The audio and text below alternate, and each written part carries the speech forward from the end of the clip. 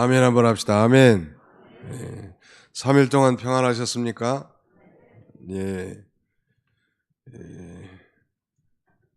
오늘은 이 솔로몬의 성전 건축, 솔로몬's Temple Construction, 솔로몬의 성전 건축 이런 제목으로 하나님 말씀을 증거하고 함께 은혜 받고자 합니다. 우리도 이제 예배당 건축을 계획하고 준비하는 가운데 있는데 우리의 이 교회의 모든 삶과 함께 적용하면 참 좋을 것 같습니다.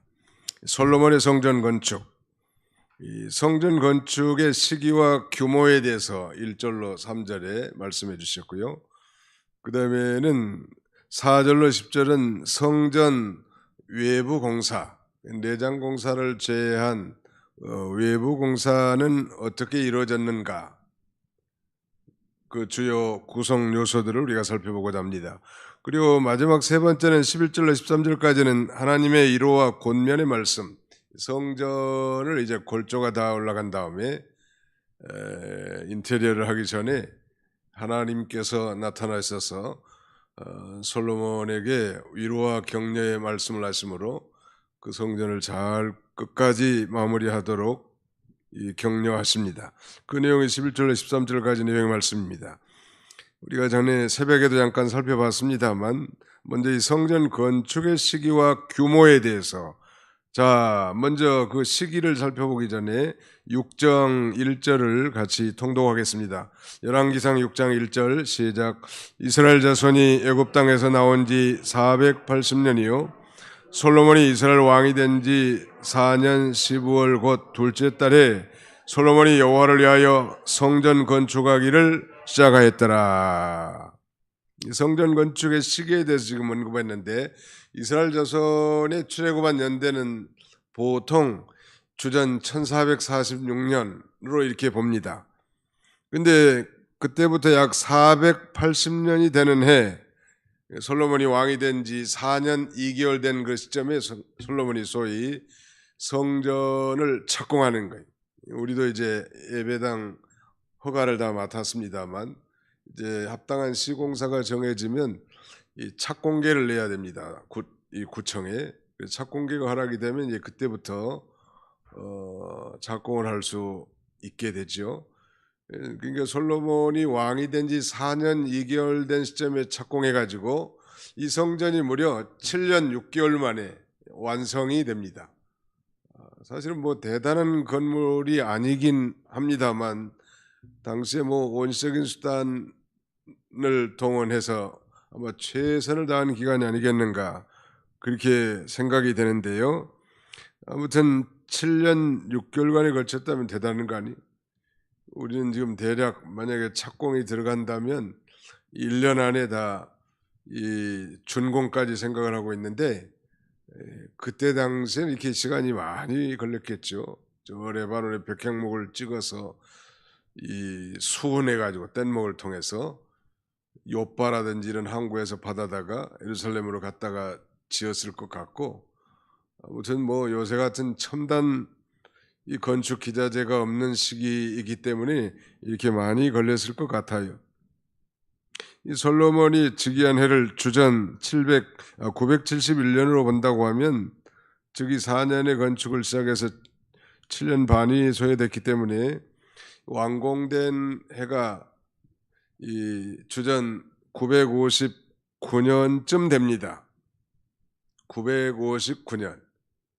뭐 대략 한 1000년이라고 생각하면 되겠죠. 주전 1000년경에 솔로몬 성전이 지어졌구나. 이걸 좀 이해하면 되겠습니다. 근데 그 1절에 자세히 보면 1절 하반절에 솔로몬이 여호와를 위하여 성전 건축하기를 시작하였더라. 바로 성전은 여호와를 위한 집으로 지상에서의 하나님의 거처 있죠. 하나님은 우주에 충만하신 하나님이신가 동시에 특별히 그 예루살렘 성전에 하나님이 임재해 주실 것을 약속하셨다는 말. 우주에 충만하신 하나님이 특별히 이 예루살렘 성전, 이 솔로몬 성전에 함께 해주시고 만나주겠다는 거예요. 참 놀라운 축복 아닙니까? 천지에 충만하신 하나님께서 즉 자기 백성과 함께 계시기 위한 곳, 그것이 바로 이 성전이란 말. 우리가 평생 신앙생활하면서 예배당을 짓는 일에 참여해본 분도 계시겠지만 그렇지 않고 좋은 예배당에서 참여해보지 못하고 신앙생활하는 사람들도 있을 터인데, 제 개인적인 생각은 그래도 뭐 평생 신앙생활하면서 하나님 앞에 성전 하나 지어서 봉헌하고 천국 가면 얼마나 좋겠는가, 저는 그런 생각이 들고, 또 제 과거의 제 경험에 의하면 그 성전이 뭐 구약시대 성전과 신약시대 예배당은 차원은 다릅니다만 예배당을 지을 때 그 영적 상태가 최고조였던 것 같아요. 제 경험에 의하면 그때마다. 왜냐하면 하나님 앞에 기도하지 않으면 일이 성취될 수 없고, 정말 모든 성도들의 한 마음 한 뜻이 돼서 간절히 기도한 거예요.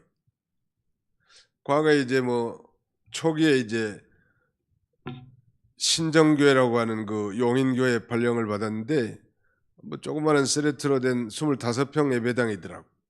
화장실에 들어갔더니 화장실에 앉아 있을 수도 없을 만큼 열악한 거예요, 환경이. 그래도 당장 가서 화장실부터 수리하고, 그다음에 땅을 한 50평이 있는데 50평을 더 사서 60평 2층을 짓기 시작했습니다. 그런데 그때도 그 쉬운 일은 아니요. 여러 성도들이 다 희생적으로, 저도 물론 모범을 보이고 앞장섰지만 많은 분들이 희생적으로 했고요. 더 중요한 건 오후 예배가 끝나면 그 뒷산에 가서 반드시 한 2시간씩 기도하고 갔다는 거. 얼마나 은혜가 충만했겠어요. 또 안양에 와 보니까 이건 뭐 상가 건물에 교인이 105명이나 예배를 드린다면 1000예배 드리는데 천정은 낮아서 뜨근뜨근하지. 그 발령받아서 갔더니 토요일 날 뭐 기도하러 온 분들이 꽤 많아요. 한 10대 분 오는 것 같아요. 부부간에. 근데 뭐 더운데 뭐 부부간에 뭐 앉아서 코 드릉드릉 굴면서 다 기도하고 거기서 주무시고 예배드리더라고. 근데 가서 어떤 기도가 나오는가 하면, 하나님, 이렇게 하나님을 사모하고 기도하는 이 좋은 신자들이 있는데 예배당을 하나 주셔야 되지 않겠습니까? 누가 뭐 시켜서 기도한 게 아니고, 그로부터 일주일 만에 그 안양에서 제일 큰 교회 세종항교회가 교회를 매각한다는 인포메이션을 들었습니다. 그리고 기도하는 거예요. 택도 없는 수준이지만 기도한 거예요. 하나님이 그 기도 들어주셨겠어요? 안 들어주셨겠어요? 하나님의 뜻이니까 당연히 들어줬는데, 그걸 위해서도 이 주일마다 이제 오후 예배 끝나면 3시쯤 되잖아요. 그러면 집에 가서 식사하고 6시에 다시 예배당에 모이고, 차 있는 사람은 직접 고천 뒷산으로 가고, 그래서 또 한 2시간씩 기도하고 와. 지금 생각하면 어떻게 그렇게 했을까 그런 생각도 드는데, 아무튼 뭔가에 끌려서 그 간절한 소원을 가지고 많은 성도들이 참여한 거예요. 말씀드린 여지는 이 성전을 짓는 마음이나 뭐 예배당을 건축하는 것이나 내 인생의 정말 삶의 중심은 하나님이고 하나님의 말씀이고 하나님의 교회라는 그런 신앙적 고백과 같단 말이에요. 교회를 사랑하지 않는 사람이 어떻게 예배당을 짓겠어요? 이 솔로몬도 하나님을 얼마나 사랑한지 우리가 너무 잘 알잖아요. 기본 산당에 정말 방치되어 있는 법궤가 모셔져 있는 그곳에 1000번제를 하나님 앞에 드린 거예요. 그럴 정도로 하나님을 사랑하는 이 솔로몬을 통해서 이 성전을 지었는데, 그것은 곧 하나님을 위하여 성전 건축하기를 시작했다고 6장 1절 하반절에 그렇게 말씀하고 있습니다. 그 다음에 살펴보고자 하는 것은 이제 성전의 규모, 사이즈가 어느 정도 되는가. 거기 2절을 같이 읽겠습니다. 시작. 솔로몬 왕이 여호와를 위하여 건축한 성전은 길이가 60규빗이요 너비가 20규빗이요 높이가 30규빗이며. 거기 보니까 성전의 길이가 60규빗, 길이 방향 한 27m 정도 됩니다. 45, 한 규빗이 한 어른 이 손끝에서 팔꿈치까지 길이라고 하니까요. 약 45cm로 계산하면 성전의 길이가 27m. 그다음에 이 폭은 여기 보니까 20규빗이라고 돼 있죠. 그러니까 뭐 9m겠죠. 폭은 굉장히 우리 예배당보다 폭이 좁아. 이거 3분단까지나 될 것 같아요.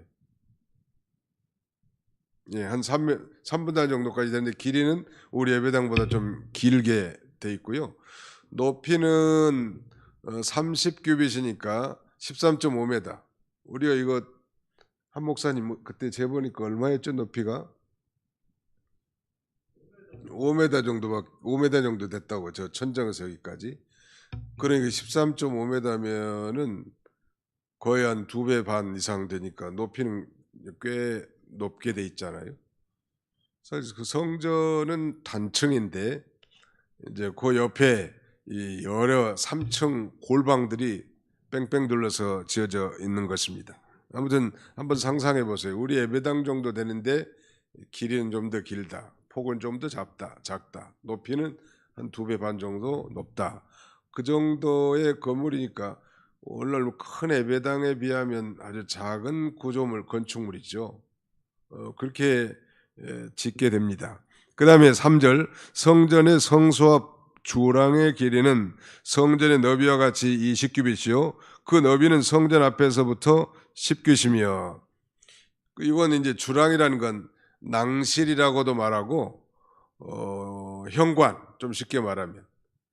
시골 예배당 보면은 먼저 그 현관 있잖아요. 우산도 놔두고 그런 현관. 그게 이제 폭은 한 10규빗 정도 되고 길이는 20규빗 정도, 이런 낭실, 현관을 만들어 놨습니다. 그것이 이제 전체적인 그 솔로몬 성전의 외형인데, 잘 감이 안 올 수 있으니까 사진을 한번 띄워줄 수 있나요? 방송실? 네, 한번 봐보세요. 실제로 완공된 그 솔로몬 성전의 모양은 그렇게 돼 있어요. 저게 이제 완공된 성전의 모양이거든요.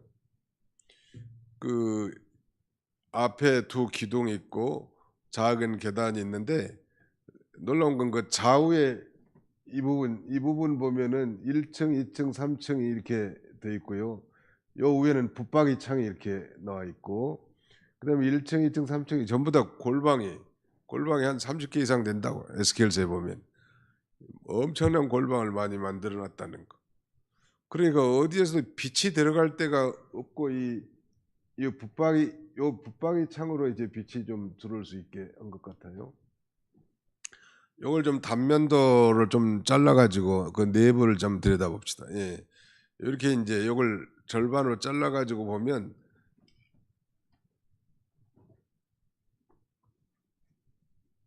여기 이제 번제단입니다. 조금 올려보실래요, 사진을? 여기 이게 번제단이고 이게 이제 물두멍이잖아요. 물두멍이고 이건 야경과 보아스 2 기둥 있고, 그다음에 이걸 단면도를 이렇게 잘라놨는데 여기 1층, 2층, 3층이죠. 놀라운 사실은 이게 다락이죠. 1층, 2층, 3층 다락인데 다락이 갈수록 더 커져. 1층보다는 2층, 2층보다는 3층, 이렇게 다락이 점점 더 커진다. 그리고 이제 이 부분이 주랑 현관이고요. 성전은 여기서부터 여기까지 이렇게 돼 있고, 이 내부는 나중에 설명하겠습니다만 이 부분이 성소고 이 뒷부분이 지성소인데, 지성소에 법궤가 있고 2 천사가 이렇게 보호하고 있는 모습이죠. 우리가 과거에 성막을 좀 살펴봤는데 성막하고 거의 비슷하지만 성막과 차이점이 있다면 이런 그 골방들, 다락들이라든지 붙박이 창이라든지 이런 현관이라든지 이런 것들의 차이만 있지, 과거 출애굽 당시에 이스라엘 백성들이 광야에서 세워졌던 이동식 성전인 성막보다 약 한 2배 정도 사이즈가 크게 지어져 있다는 거, 그 정도 이제 기억하면서 미련 갖지 말고 다시 본문으로 돌아갑시다. 3절에 성전의 성소앞 주랑의 길이는 성전의 너비와 같이 20규빗이요 그 너비는 성전 앞에서부터 10규빗이며 4절 성전을 위하여 이제 4절부터 구체적으로 이제 뭐가 지금 나타나는가 하면 외부 어떤 구성 요소 성전의 외부 공사가 시작이 되는 건데 이 성전을 위하여 창틀 있는 붙박이 창문을 내고 아까 살펴보셨죠? 그 다락과 골방 위에 있는 그 붙박이 창 고정된 창틀을 달았는데 아마 요리 빛이 들어오도록 하지 않았겠는가 그렇게 그러니까 뭐 채광창이라고 할까요? 그 정도로 우리가 이해할 수 있을 것 같고요. 그 다음에 5절 또 성전의 벽 곧 성소와 지성소의 벽에 연접하여 돌아가며 다락들을 건축하되 다락마다 돌아가며 골방들을 만들었으니 그러니까 이 3층 다락에다가 골방을 엄청나게 많이 만들었는데 거기 이제 제사장들이 뭐 옷을 갈아입기도 하고 옷을 두기도 하고 재물을 거기다 보관하기도 하고 또 제사장들이 여기서 재물도 먹기도 하고 또 심지어는 성전에서 봉사하는 제사장과 레인들이 잠도 자면서 거기서 거처하는 그런 장소이기도 합니다. 자, 성경을 한 군데 찾아봅시다. 시편 134편 1절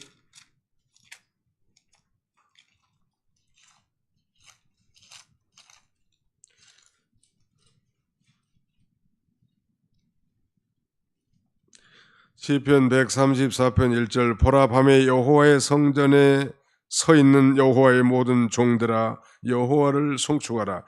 이렇게 밤에 이 성전에서 봉사하는 이 제사장과 레인들이 거처하는 것이 이 골방이 우리가 여기서 배울 수 있는 이 중요한 영적 교훈이 있다면 신약시대 우리 그리스도인들에게도 골방 생활을 해야 할 걸 교훈해 줍니다.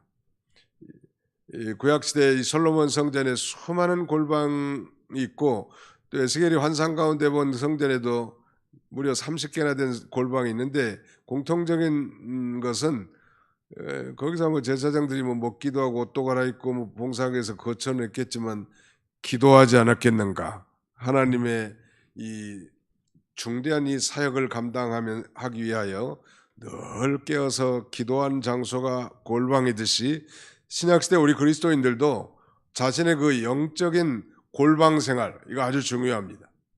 이 골방 생활이라는 건 우리 주님과 그 은밀한 교통의 시간이 필요하다는 말. 적어도 하루에 15분 이상은 기도해야 돼 그리스도인들이. 적어도라는 건 최소한의 시간을 말하는 것입니다. 할 수만 있으면 새벽에 이 새벽 기도 시간 이게 이제 골방 생활이거든요. 또 뭐 개인적으로 뭐 산기도 가가지고 천막을 쳐놓고 기도한다든지 그런 그 자신의 이 골방이 있는 게 좋은 거예요. 안양에서 목회하는데 김명자 집사라는 분이 아주 뭐 똑똑하고 훌륭한 분인데 새벽 기도 나오는데 남편이 새벽 기도 못 나가게 뭐 새벽만 되면 발로 꼬아가지고 자기 부인을 못 일하게 한다는 거예요. 그래서 이 부인 집사님이 꾀가 나가지고 자기 거기 뭐 안양에 한신 아파트인데 그 한신 아파트 베란다에다가 기도 골방을 만들어 놓고 새벽 기도 못 나가게 하니까 거기서 기도하는 거예요. 참 좋은 것 같습니다. 아무튼 새벽에 못 나오신 분들도 뭐 아파트 한 구석지를 막는 게 좋아요. 일단 뭐 텐트를 치든지 공간이 단절되는 게 좋습니다. 그래서 어떻게든지 자신과 하나님과 은밀한 그 교통을 할 수 있는 그런 그 시간을 갖는 것이 좋고 우리 그리스도인들은 그 골방 생활을 통해서 하나님의 능력을 덧입고 또 주님의 세미한 음성을 들을 수 있는 축복의 시간이라는 말이에요. 그러니까 너무 멀어서 새벽에 못 나온다든지 몸이 약해서 새벽 제단까지 참여하지 못한다고 한다면 이런 그 자신의 그 영적 골방 생활 이것이 자신의 삶을 지탱해주고 이 세상에서 능히 승리해 나갈 수 있게 하시는 것입니다. 그 다음에는 이제 여기서 우리가 좀 배울 수 있는 이 교훈은, 우리 하나님께서 이 성전의 역사를 좀 살펴본다면, 에덴 동산에서 이 우리의 최초의 우리 조상 아담과 하는 에덴 동산에서 하나님과 교통하며 살았는데, 이 에덴 동산은 전체가 성전이에요. 에덴 동산 전체가 성전이었다. 뭐 따로 뭐 성전을 만드는 게 아니고 에덴 동산은 전체가 다 성전이에요. 그런데 아담이 범죄함으로 에덴 동산에서 축출됐죠. 추방됐단 말. 추방된 이후의 성전 생활은 어떤 거였냐면, 족장 시대까지 이제 그 흙이나 돌로 이렇게 제단을 쌓고 거기다가 이제 짐승을 잡아 피 흘려서 불태워 가지고 하나님 앞에 드림으로 하나님 앞에 가까이 나아갈 수 있었던 것입니다. 죄 많은 인간이 거룩하신 하나님 앞에 나갈 수 없단 말이에요. 그런 그 속죄에 말하자면 도리, 이것을 아마 하나님께서 아담에게 가르쳐 줬던 것 같아요. 쫓아내긴 했지만. 그러니까 아담의 아들 가인과 아벨 가운데 그 아벨이 짐승을 잡아 피 흘려서 하나님 앞에 제단을 쌓고 제사를 드렸는데, 하나님이 그 제사를 흠양하시지 않았습니까? 이런 그 족장, 이런 제사가 족장 아브라함과 이삭 그리고 야곱 시대까지 계속됩니다. 아브라함 같은 경우도 마물의 상수리 수풀에 흙토단을 만들어 놓고 거기에 짐승을 잡아 피 흘려 하나님 앞에 제사 드릴 때 주의 음성을 듣게 되죠. 거기서 아브라함에게 하나님이 하실 일을 아브라함에게 알려주시는 거예요. 그 다음에 이런 이 족장 시대의 성전 생활이 끝나고 이제 애굽에서 나온 출애굽한 이스라엘 백성들이 광야에서는 소위 이동식 성전인 성막을 건축하게 했죠. 그래서 여전히 짐승의 피를 흘려 이 대제사장이 1년에 1차씩 하나님 앞에 나가 하나님을 만나게 했단 말.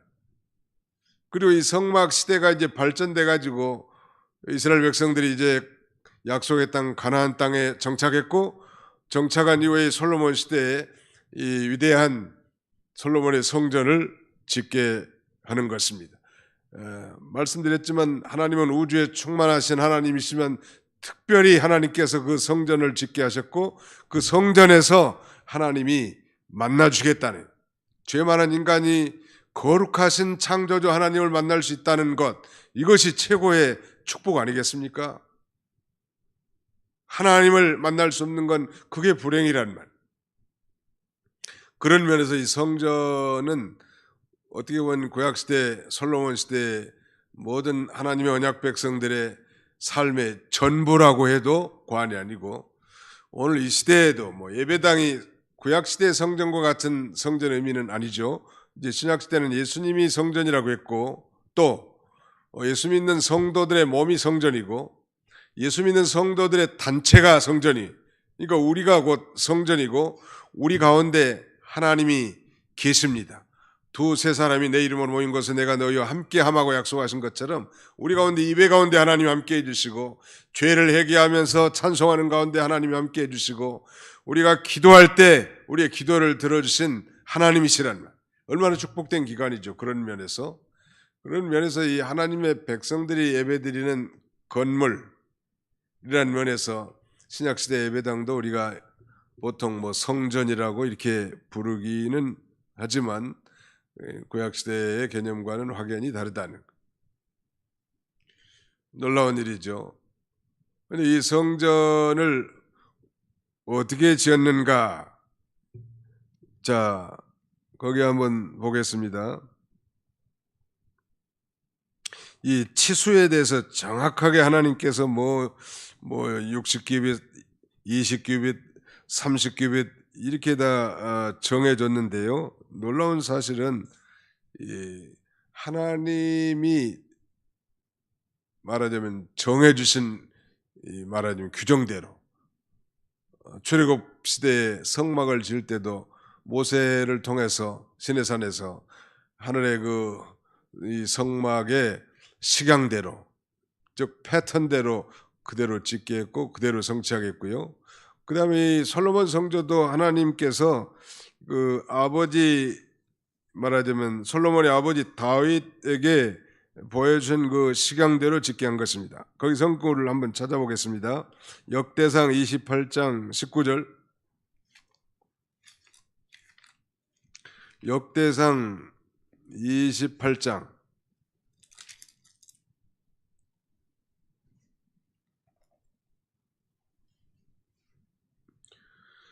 11절 먼저 제가 보겠습니다. 다윗이 성전의 복도와 그 집들과 그 곡간과 다락과 골방과 속죄소의 설계도를 그의 아들 솔로몬에게 주고, 또 그가 영감으로 받은 모든 것, 곧 여호와의 성전의 뜰과 사면의 모든 방과 하나님의 성전 곡간과 성물 곡간의 설계도를 주고, 거기 19절은 같이 읽습니다. 시작. 19절 시작. 다윗이 이르되 여호와의 손이 내게 임하여 이 모든 일의 설계를 그려 나에게 알려주셨느니라.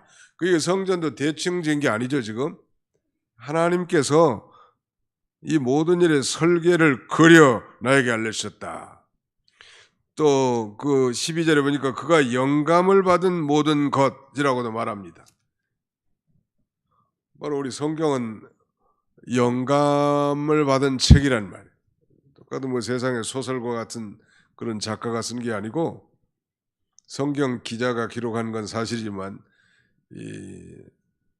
하나님께서 그 성경 기자의 모든 인품이나 성격, 기질, 문체, 그 다음에 모든 것들 다 활용해서 기록하실 때 오류 없이 기록했다는 설, 이게 소위 유기적 영감서라고 하는데, 성령님이 저자이고 성경을 쓴 사람은 그냥 기록자인 것입니다.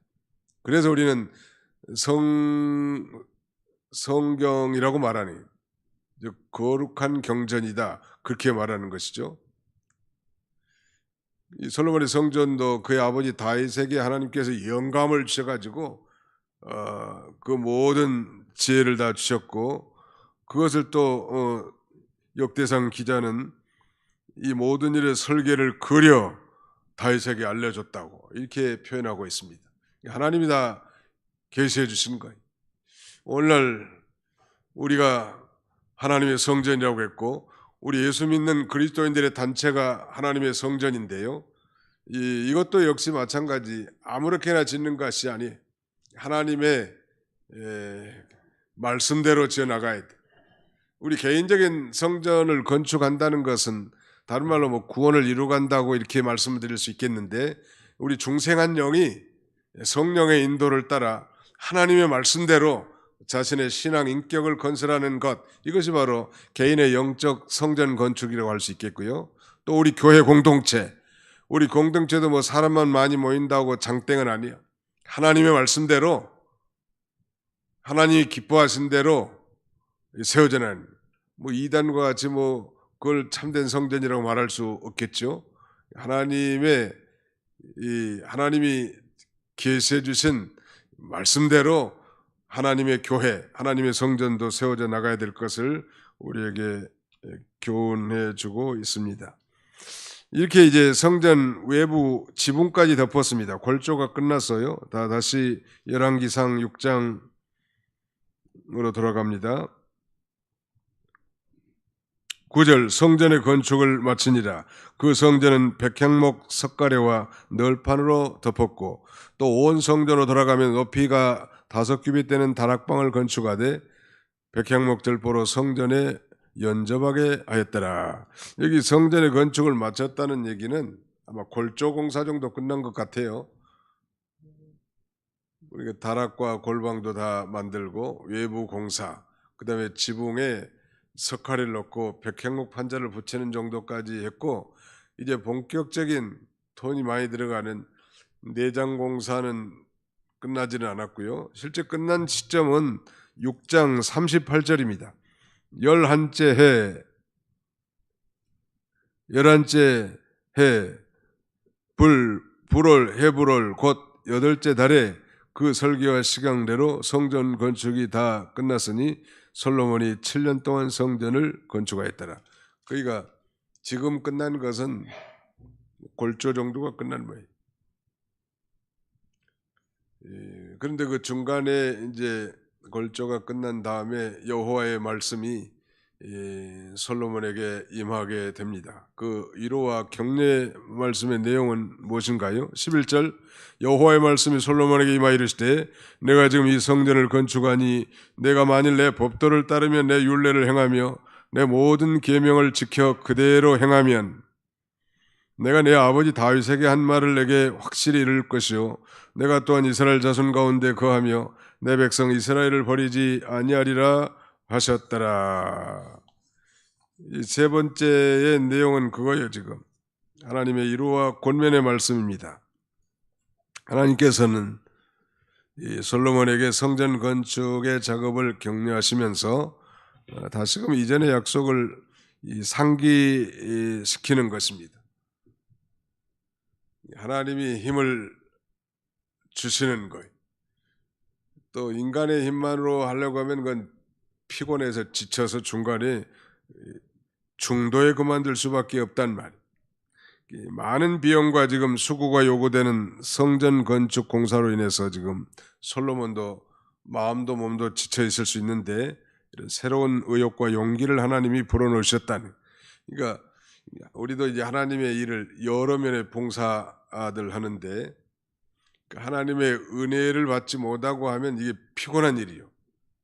늘 넘치는 하나님의 위로와 격려의 말씀을 먹고 힘을 얻어서 감당하면 그거 뭐 쉽단 말이에요. 그런 내 힘과 내 의지로만 하다면 가다 보면 쓰러지고 실패할 수밖에 없음을 우리에게 가르쳐 줍니다. 특별히 이제 내부 공사에는 엄청난 양의 금과 더욱 정교한 기술이 요구될 터인데 솔로몬이 지금 외부 공사를 끝낸 시점에서 아마 일시적이나마 암담함을 느꼈을 것 같아요. 그런데 그때 하나님께서는 솔로몬에게 나타나셔서 격려의 말씀을 주시는 거예요. 저도 요새 좀 예배당 건축 설계가 끝나고 허가도 맡았고 근데 조금 낙심이 돼요. 왜 낙심이 되는가 하면 물가가 너무 많이 올라가지고 견적 전문 업체에다가 한번 견적을 맡겼더니 우리가 예상한 금액보다 한 2배가 나서 2배가 그니 뭐 우리 실력 범위 바깥이란 말. 그러나 뭐 성전 짓는 건 하나님이 하시는 거니까 뭐 제가 낙심할 필요는 없고 하나님 앞에 기도할 뿐입니다. 그래서 이제 좀 실제 시공할 수 있는 업체 2-3군데 또 견적을 의뢰해 놓은 거예요. 뭐 감당할 수 있으면 하는 거고 그렇게 뭐 서두를 생각은 안 하고 있습니다. 왜냐하면 전쟁이 나가지고 물가가 천정부지란 말이에요. 지금 순간이. 그게 좀 완정이 되면 시행해야 되지 않겠나 그런 생각이 듭니다. 작년에 뭐 계약한 사람들은 많이 힘든 것 같아요. 왜냐하면 공사 중에 원자재 값이 너무 많이 올랐기 때문에 시공사가 원자재 인상분을 올려달라는 거예요. 그런데 건축 주인은 못 올려준다 그러면 공사가 중단될 수밖에 없는 거예요. 서울 그 강동구 둔촌동에 둔촌 주공아파트 재건축 사업을 지금 하는데 10,000세대가 넘는 모양이에요. 단군 이래 최대의 재건축 단지라고 하는데 한 달 전에 크레인을 다 철거하고 공사가 중단된 겁니다. 왜냐하면 공사 중에 원자재 값이 너무 올라가기 때문에 공사해봐야 건축업자, 시공사 입장에서는 적자란 말이에요. 적자인 공사를 할 사람이 누가 있단 말이에요. 그러니까 이 조합 대표들하고 회의를 해가지고 어느 정도 올려줘야 공사를 재개할 건데 안 올려 제대로 안 된 모양이에요. 그게 지금 방치돼 있는 거예요. 얼마나 많은 그 조합원들이 희생을 당하겠는가. 오늘 신문에 뉴스에 보니까 이제 서울시에서 아마 간섭해가지고 중재를 하는 모양이에요. 그러나 불가피하게 인상된 원자재 값은 소비자들이 내야 되지 않겠는가 그런 생각이 듭니다. 우리도 작년에 만약에 계약을 했다면 그런 어려움을 겪었을 텐데 아직 우리는 시공 계약을 하지 않았기 때문에 조금 더 기다리고 잘 준비를 더 해서 이렇게 하나님이 사인이 떨어지면 그렇게 해야 되지 않겠는가, 그렇게 생각을 하고 있습니다. 아무튼 이 외부 공사는 지금 솔로몬 성전도 끝났는데 앞으로 뭐 내부가 다 금으로 덮이는 건데 엄청난 금이라든지 비용이 들어간다는 거예요. 기술도 요구되고. 그때 아마 암담함을 느꼈을 텐데 그때 바로 하나님이 나타나셔서 이런 격려의 말씀을 하는 거예요. 자, 다시 봅시다. 11절. 여호와의 말씀이 솔로몬에게 임하여 이르시되 내가 지금 이 성전을 건축하니 내가 만일 내 법도를 따르며 내 율례를 행하며 내 모든 계명을 지켜 그대로 행하면 내가 내 아버지 다윗에게 한 말을 내게 확실히 이룰 것이요 내가 또한 이스라엘 자손 가운데 거하며 내 백성 이스라엘을 버리지 아니하리라 하셨더라. 하나님이 이스라엘 자손 가운데 거하면 그 백성들이 얼마나 축복이겠냐는 말이에요. 그런데 여기서 우리가 눈여겨볼 것은 네가 만일 내 법도를 따르며 내 율례를 행하며 내 모든 계명을 지켜 그대로 행하면 내가 내 아버지 다윗에게 한 말을 내게 확실히 이룰 것이다. 솔로몬에게 하나님께서 복을 주겠다고 약속은 했지만 하나님의 말씀을 순종하는 전제 조건이 있는 거예요. 우리도 마찬가지. 이미 우리는 예수님의 피로 죄 사함 받고 하나님의 새 언약 백성된 자들이니까 이미 복받은 자고 복덩어리지만 우리가 이제 실제로 그 복된 길을 이삭처럼 걸어가야 가는 거예요. 하나님이 걸어가 주시는 게 아니고 우리가 그 길을 가야 된다는 말이에요. 우리는 이미 복을 받은 백성이요. 복덩어리가 됐다는 말. 그러니까 이제 모든 언약 백성으로서 언약의 말씀을 잘 준행해 나가는 것이 필요한 것입니다. 왜 이걸 강조하는가 하면 우리가 잘 아는 대로 이 솔로몬 성전이 959년에 완성이 되지만요. 그로부터 약 373년 후에 전 느부갓네살 왕의 침략으로 예루살렘 성이 다 회파되고 성전이 다 불타버립니다. 373년 후에 그 아름다운 이 솔로몬 성전이, 그 원인은 우리가 늘 지금 배우고 강조한 바 있잖아요. 우상을 숭배하고 안식일을 범하고 하나님보다 이 세상을 다 쫓아가니까 하나님이 그 아끼던 성전도 불태워버린다는 놀라운 일이죠. 아무리 그 화려한 예배당 성전 자랑할 게 아니죠. 그 안에서 하나님을 섬기는 백성들의 그 심령 상태가 하나님 앞에 바로 되지 않았을 때는 하나님께서 가차없이 심판할 걸 가리키는 것입니다. 그 중심의 하나님을 모시지 않은 채 화려한 예배당을 건축하기에만 급급한다고 하면 그건 심판받을 수밖에 없고, 실제로 이제 헤롯 당시에 그 예수님 당시에 그 성전은 유대인들의 환심을 사기 위해서 지어진 소위 헤롯 성전인데 예수님 당시까지만 해도 한 46년이 지어졌고요. 46년 동안 건축한 그 건물이요. 그리고 한 AD 한 60년경에 그게 완공이 됩니다. 그런데 그들이 예수님을 십자가에 못 박은 그 죄 때문에 예루살렘이 멸망을 당하죠. 이스라엘 나라가 망하고 그 다음에는 그 성전, 헤롯 성전이 다 돌 위에 돌 하나 남지 않을 만큼 다 파괴돼 버리죠. 그렇게 오랫동안 지은 성전인데 말이죠.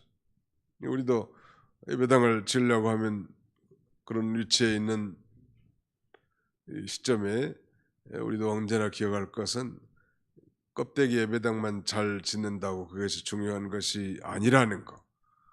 물론 그 성전 예배당을 아름답게 짓는 것도 중요하지만 더 중요한 것은 우리 중심에 하나님을 모시고 그 법도와 율례와 계명을 잘 순종하는 그런 신실한 새 언약 백성이 되어야 될 것을 우리에게 경책해 준다고 할 수 있을 것 같아요.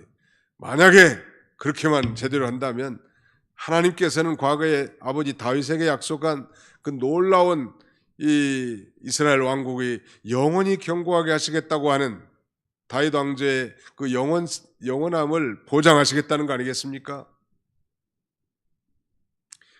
우리도 그런 마음으로 예배당 건축을 준비하고 또 우리도 그런 심정으로 우리 주님을 모시고 산다면 하나님께서 천지 만물이 다 하나님의 것인데 왜 필요한 것을 하나님이 주시지 않겠는가, 그런 우리가 확신을 가질 수 있을 것입니다.